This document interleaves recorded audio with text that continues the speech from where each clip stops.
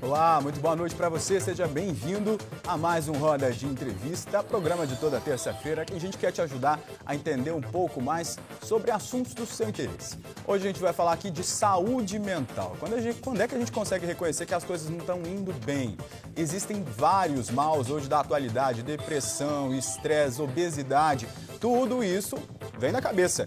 E para ajudar a gente nesse trabalho, nessa conversa, a gente trouxe aqui o Dr. Jim Ali Unta, que é médico psiquiatra, formado em Mato Grosso e também faz parte da Associação Brasileira de Psiquiatria. Ele vai ajudar a gente e vamos conversar bastante sobre todos esses problemas que a gente vive atualmente, até mesmo essa questão da obesidade, que tem sim um vínculo psiquiátrico. Dr. Jim, muito bem-vindo. Boa noite para o senhor. Muito boa noite, Jerônimo. Muito boa noite aos telespectadores. É um prazer estar aqui com vocês hoje. Prazer é nosso em recebê-lo. Comigo para essa entrevista estão as colegas jornalistas Kênida Rosa, que é da RBC. Bem-vinda, Kênida. Boa noite. Boa noite. Obrigado pelo convite. A gente agradece a participação. E também Márcia Fabiana, que é a editora de cidades do jornal O Hoje. Bem-vinda, Márcia. Olá, boa noite. Obrigada mais uma vez pelo convite. A gente que agradece.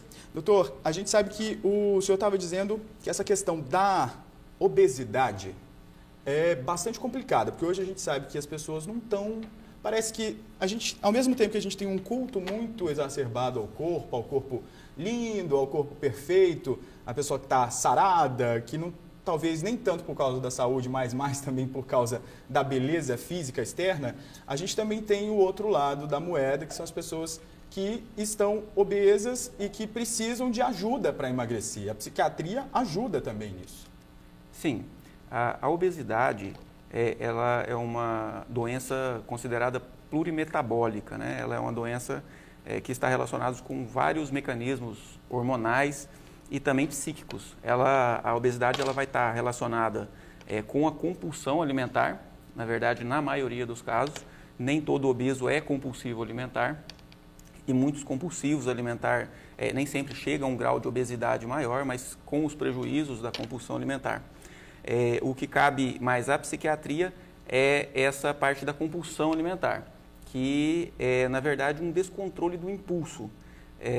Nós temos funções psíquicas que são muito primitivas, que são funções de autopreservação, função de sobrevivência, o instinto e o impulso da sexualidade, né, da reprodução.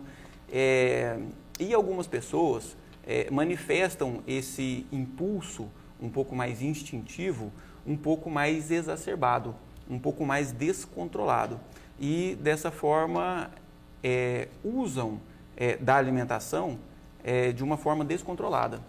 A psiquiatria hoje descreve o transtorno de compulsão alimentar periódica, onde essa pessoa ela tem um período de hiperalimentação, onde ele se alimenta de uma quantidade muito grande de alimentos que trazem uma sensação de prazer muito grande, ou seja, diga-se de passagem, os mais calóricos, né? Os mais ricos em lipídios, carboidratos, né? Que são os doces, as massas, as gorduras. E depois desse período de uma alimentação muito grande, ele descontrolada, ele sofre uma frustração muito grande após essa alimentação, porque via de regra, eles estão tentando controlar essa compulsão alimentar. E logo depois desse período de hiperalimentação, ele vai ter também um período de frustração, de tristeza, de angústia relacionado com esse descontrole. E aí ele passa um período de jejum prolongado, onde ele vai passar 6, 8, às vezes 10 horas sem se alimentar de nada. E aí esse período de jejum prolongado vai trazer para ele sentimentos de ansiedade e um novo episódio, uma nova crise de compulsão alimentar, onde ele vai se alimentar de forma descontida, exageradamente novamente, e o círculo se fecha. Aí novamente de crise em crise, então. O dia, o compulsivo alimentar, geralmente, ele muitas vezes até se alimenta muito à mesa do almoço ou da janta junto com o resto da família.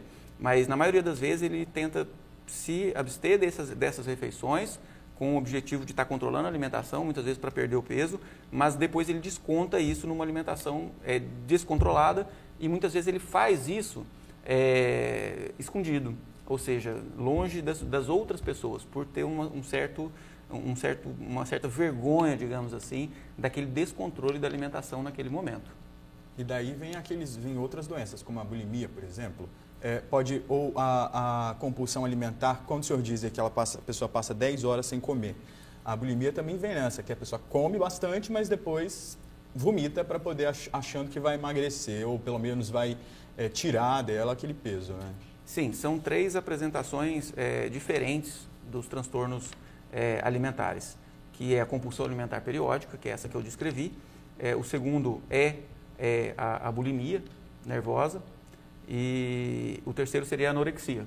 A bulimia, ela é um episódio de compulsão alimentar, onde a pessoa se alimenta descontroladamente e para saciar uma angústia que é psíquica, e no momento em que ele enfrenta aquela frustração de não ter controlado a alimentação, ele vai usar métodos que a gente chama de purgativos, né? Seja a provocação de vômitos, né? Enfia a mão na garganta, provocando vômitos, ou muitas vezes de uso de diuréticos e uso de laxantes muitas vezes, ou até de atividade física extenuante, intensa, come exageradamente, depois passa 3, 4 horas na esteira. Então, é uma coisa desregrada. Isso é a bulimia. Então, a bulimia está muito associada à provocação de vômito, na maioria das vezes mas outros métodos purgativos também configuram a bulimia nervosa. E a anorexia é quando a pessoa, há até alguma descrição de uma evolução de um caso para outro, em que a pessoa ela já consegue conter o impulso da alimentação de uma forma exagerada. Então, o medo de se alimentar exageradamente ou o medo de ganhar peso faz com que ela não se alimente. Quem tem anorexia vai ter uma dificuldade, ou seja, uma disfunção da percepção de autoimagem. Então, a pessoa se olha no espelho e ela se vê obesa, sempre. Ela pode estar magra, caquética, mostrando todos os ossos. Ela olha no espelho e ela pega aquela pelinha do lado e fala: eu estou obesa, eu estou muito gorda e tenho que parar de comer. Então, é um distúrbio com uma mortalidade alta, com um grau de comprometimento clínico relativamente grave. A anorexia é uma doença que tem uma letalidade que pode chegar a 10%. É uma doença grave que merece uma intervenção rápida, né? E médica, medicamentosa, psicoterapêutica e etc. Doutor G, como fazer o cérebro pensar magro e ter prazer? Então, o que é a fome, né? A fome em si, ela é uma sensação de desconforto gástrico, dá aquela ruída no estômago, né? Isso é a fome que normalmente deveria fazer com que a gente fosse ao alimento. O que a gente tem, o que a gente observa hoje em dia é uma fome emocional, onde nós temos, através da alimentação, uma liberação de neurotransmissores relacionados com a sensação de prazer, de alívio, de tranquilidade, assim como tem na relação sexual, assim como tem no jogo, né? Quando a gente recebe um prêmio, quando a gente recebe o salário no final do mês, quando a gente recebe uma visita agradável, tudo isso traz prazer. E muitas vezes a rotina do cotidiano, ou uma configuração de vida um pouco mais perturbada, estresse, excesso de cobrança em relação a trabalho, em relação a conflitos familiares, fazem com que uma sensação de desprazer haja uma tentativa de compensação dessa sensação de desprazer com o excesso da alimentação. Então, pensar magro não é tão simples assim. Então, a pessoa vai ter que estar com as suas outras funções, digamos assim, psíquicas preservadas. Ela não vai poder estar, por exemplo, com uma ansiedade generalizada. Ela não pode estar preocupada demais com alguma coisa do trabalho, com as exigências do trabalho. Ela não pode ter um excesso de preocupação ou de tristeza que vai levar ela a procurar alimentação como forma de alívio. Então, pensar magro não é só pensar no alimento e nas suas características calóricas, né, proteicas, nutricionais. Não, a pessoa vai ter que configurar a vida com hábitos de vida saudáveis que vão trazer para ela a possibilidade de sentir mais prazer sem a necessidade da fuga pelo excesso do alimento. E esse alimento que vai trazer mais prazer, obviamente, isso é evolutivo, são os alimentos mais calóricos. Então, dentro da evolução humana, quando comia uma verdura, uma folhinha de alface lá, o prazer é X. Comeu um doce, ou seja, traz mais caloria, traz uma preservação maior, um acúmulo de calorias maior, eu tinha mais prazer. Então, o ser humano, na evolução, ele tende a buscar o que é mais calórico, ter mais prazer nisso, porque isso o preservava por mais tempo sem precisar de uma nova alimentação. Então, toda essa conjuntura psicossocial, familiar, relacional, ela deve ser trabalhada para que a pessoa consiga conter a compulsão por alimentos.